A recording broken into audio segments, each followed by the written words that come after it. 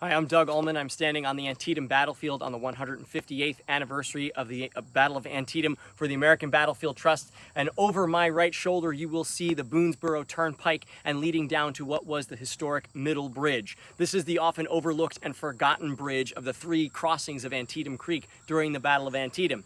Now, while a lot of people will focus their energies on thinking about the Burnside Bridge and the momentous crossing there and how long it took Burnside to get his 12,000 men across this tiny, narrow bridge, most people don't realize that there were more casualties received in crossing the Middle Bridge behind me than there were in taking the Burnside Bridge to the south of us.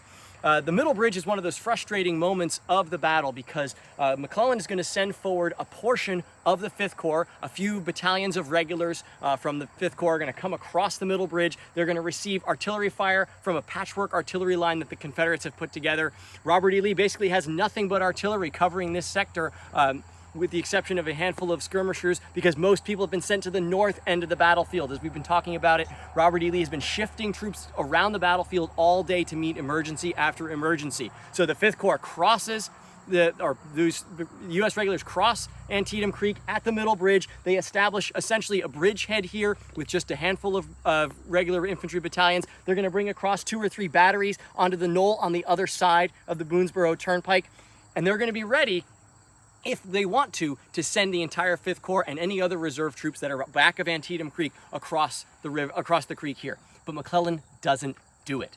And possibly because he's worried about expending his last reserve, or possibly because he just loves the 5th Corps too much. We don't know, I don't know, but I will say this, that when people talk about this campaign, they often connect it to the Gettysburg campaign, which will occur 9 months later. And when we look at the Gettysburg campaign, we know that on July 3rd, Robert E. Lee is going to expend his last available fresh division of troops, Pickett's division, in the famous Pickett's Charge. Now, we know that didn't work out too well for the Confederates. Would the same thing have happened to the 5th Corps if they had come across here? We don't know. But I do know this, that the troops in the 5th Corps have not seen action in 3 weeks, and those were at 2nd Manassas. These are some of the freshest troops on the battlefield. They were not infighting at South Mountain. They were not being shot at on September the 16th. They are relatively fresh and new to battle. They are ready to come across. Why they don't is left unknown to history, except to George McClellan. But it is, in my opinion, a huge lost opportunity. Now, one of those units that is on the other side of Antietam Creek is a unit that's going to be familiar to many of you. They're one of what I call the Boys of 1862, a fresh regiment recruited from this in Lincoln's second call for 300,000 volunteers to serve for 3 years. And Bryan's going to come on and talk about them here. Thanks, Greg. Yes, the regiment, you all know, is the 20th Maine Infantry. And the call, I believe, is from that song, "We Are Coming, Father Abraham, 300,000 more." This being the second call for 300,000 troops to serve for 3 years. So if you've seen the movie Gods and Generals, and you see there's a scene where Chamberlain tells his wife Fanny that 5 new regiments have been raised or being raised, and Maine's already sent 15. So this will be the 16th, 17th, 18th, 19th, and 20th regiments. 2 of those will be on the field here at Antietam, the 16th and the 20th. They won't be put into battle, at least the 20th I know will not. They'll be held in reserve. But they also represent that many others, not just them, are regiments that are firing their muskets for the first time. This is their baptism of fire. It is their training ground. It's interesting when you look at movies where they've shown different training times for Civil War regiments. Glory, for instance, goes in a completely different direction and has them in camp for 7 months. It wasn't actually that long. It was like March, I think, or something like that, April or whatever, until they made it to the field in June of 1863. But anyway, just mentioning that the 20th Maine, I think they haven't crossed the bridge, as I understand, but they're held in reserve. They do not see combat, and their baptism of fire comes months later at Fredericksburg. Good, good. Thank you, Bryan. We're going to start walking a little bit, but as we do, I want you to look off in that direction here because you're seeing the scene of not just the attack on the Middle Bridge, but just a little bit later, seeing the result of the attack of Ambrose Burnside's 9th Corps. Really, he's commanding the wing, but it's Burnside's. I mean, he's got 4 divisions here, and you really don't hear a lot about what Burnside did other than his difficulty in taking the bridge. Even I make fun of that sometimes, but you know what? He did capture it. He did outflank it. Let's talk about that a little bit here. So first of all, he receives an order supposedly sent from McClellan's headquarters, wherever that was, on at 9 a.m. on the 17th. By 10 a.m. he makes his first attack. That's the 9th Connecticut and other troops. It fails. By noon, they try another attack, and it tries to come directly over the hill toward the bridge. That thing, they get lost. A few guys cross the bridge, cross the creek on their own. That totally fails. By 1 o'clock, the Confederates, who had been, and still were in a strong position, but had been more numerous, 1,800 soldiers or so, were now down to just several hundred. Remember, at the same time, the fight is raging on the other side of the battlefield, in the West Woods, and at the Bloody Lane and whatnot. So Lee is continuing to strip his right to support his left flank, and they're all coming from this part of the battlefield, where Burnside has already put into motion one of his divisions under Rodman. Rodman, Isaac Peace Rodman, that's P-E-A-C-E, is actually marching around for a rumored ford. We now know it's called Snavely's Ford, to try to get around the Confederate army. So let's stop for a second here. You've got Burnside Bridge down there, maybe 1.5 miles down there. Trust us, it's there.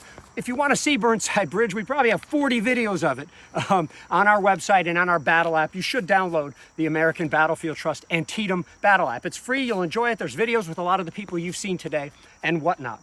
In any case, while Burnside's attacking the main bridge, he sends one of his divisions around it.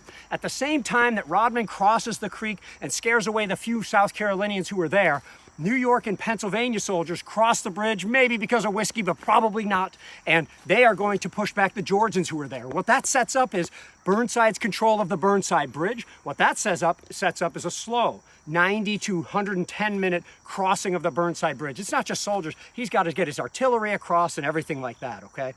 After they finally get these things across, it's after 3 o'clock. Remember, in the meantime, the Confederate Army is all here except one main division under A.P. Hill, Ambrose Powell Hill. He's got his red shirt on. He's marching up from Harper's Ferry, and he happens to be coming from the south. Burnside arrays his divisions long, okay, where he's got Orlando B. Wilcox's division right behind these trees here. You already saw that field. Then, as we were to move further, we've got Sturgis's division, and then Isaac Peace Rodman's division further on, okay? As fate would have it, and this is just what happens in battle sometimes, you've got some of the least experienced people in the entire army, in this case, some Connecticut soldiers who are not only in Rodman in the end division, but on the end of that particular line. Well, it seems pretty safe because at this time, the Union has 9,000 soldiers in a mile-long line advancing towards Sharpsburg here. The Southerners are beginning to fall and run away from this area near the cemetery, which we're standing right in front of. This was called Cemetery Hill before the Battle of Antietam or the Battle of Sharpsburg. The Union under Wilcox is really beginning to advance here. They're taking artillery fire, but they are having good effect at this point. Now we are rounding a corner here so you could see we're now facing the camera more toward Sturgis, who's also advancing, and also toward Rodman's men. So let's pause for a second here. This is beautiful. We're going to get a better view up at those cannons here, but let's say a few things, if I may, while we're here. So we're heading that way. We're Burnside. We're oriented like him, and if we're headed this way, it is Wilcox, Sturgis, and Rodman, okay? About 9,000 soldiers. The Confederates have maybe 1,800 soldiers in Jones and some other people just trying to hold them off. They're launching mini attacks. They're doing all sorts of things, okay? But at this point, the Union Army is not only moving, but they're starting to curve, okay? So you have elements of Burnside soldiers starting to crest some of the hills beyond this crest that I'll show you in a second, where they can actually see the spires of Sharpsburg, okay? You're with the American Battlefield Trust. This is Antietam 158. We're not done yet. We're still doing some cool stuff. And I wanted to make sure I'm pointing out some of the ground we're talking about. We haven't shown the Elliott burial map too much today. This is the one that recently came to light from the collections of the New York Public Library. This is the Boonesboro Pike. Here's the current location of the National Cemetery where we are now. You can see dead horses and dead Confederate soldiers here. They're the straight lines. And then a whole lot of dead Union soldiers. In other words, burial sites for Union soldiers. Those are the plus marks over here. So you can see the bloody work that's ahead over here, okay? One other thing is that this is going to be our last opportunity to give you some of the quizzes for your ancestry giveaway. You've already heard me talk about it, so I'm going to assume I don't have to go into the whole thing, but I'm going to give you 2 sequential words from a quote, and you have to write down in the comments from which quote it comes, like who said it and what's the circumstance. The wittier you can be, the more likely you are to win a free subscription to Ancestry and maybe to Fold 3 as well. Let's go with a few of them. Let's go with chicken could. Who said chicken could? Colonel Sanders. Oh, God. Chris White gave it away there. And there is a Lieutenant Colonel Sanders fighting in the Battle of Antietam, believe it or not. Let's say, how about this one's maybe more from a movie, Swing Like. You might enjoy that one. Another one from a documentary, Old Hale, if you'd like. And then how about this one? Not necessarily a Civil War quote, but about a Civil War place, of conceit. Okay, so let's consider that some of the final ones. Put those into the comments. Be witty if you'd like, and be kind, and we'll take it from there. Now, here we are. We're the Union soldiers. Wilcox's men are chasing the Confederates away from Cemetery Hill. Sturgis is moving forward. Rodman's men are moving forward with their inexperienced large Connecticut regiment on their very left. Maybe Doug will come along and pretend to be who is coming up, but A.P. Hill here, okay? And right as these men, probably about 3/4 of a mile down in some nasty terrain where there's a 40-acre cornfield, here comes A.P. Hill, okay? What's this called, y'all? Let's wait for a sec so you can put it in the comments. What are the 16th Connecticut being? Flanked, and flanked badly. Who's experienced over here? Doug Ullman's troops over there, right? A.P. Hill's guys. These guys don't just give up, though. The 16th Connecticut swings back, orients some regiments toward Hill, but then maybe they've got 900 soldiers facing toward an arriving force of more than 3,000 soldiers, okay? So there's disaster going on behind the Union line. But at this point also, I think you can see off in the distance there a tall white shaft. That is where the 9th New York has reached, okay? That is how far they are. They are parallel and beyond the cemetery. They can see some of the church spires of Sharpsburg. They see Confederates fleeing toward the town, and they see that they can cut off the Confederate route of retreat, okay? This is as close as it comes, but reluctantly. While Rodman is up there with those guys, he will suffer his mortal wound up in that area, and the New Yorkers see what's happening behind them. The Connecticut men are clearly going to lose this fight, and they see 3,000 Confederates, A.P. Hill's guys, coming up behind them. I don't care how good the stakes are. You can't keep moving forward like that. And that is the story of the final attack at Antietam. Anyone have anything to add here, Doug? I just want to jump in. You know, it's first of all, if you've not been to this battlefield, I highly encourage you to walk that final attack. It is not for the faint of heart.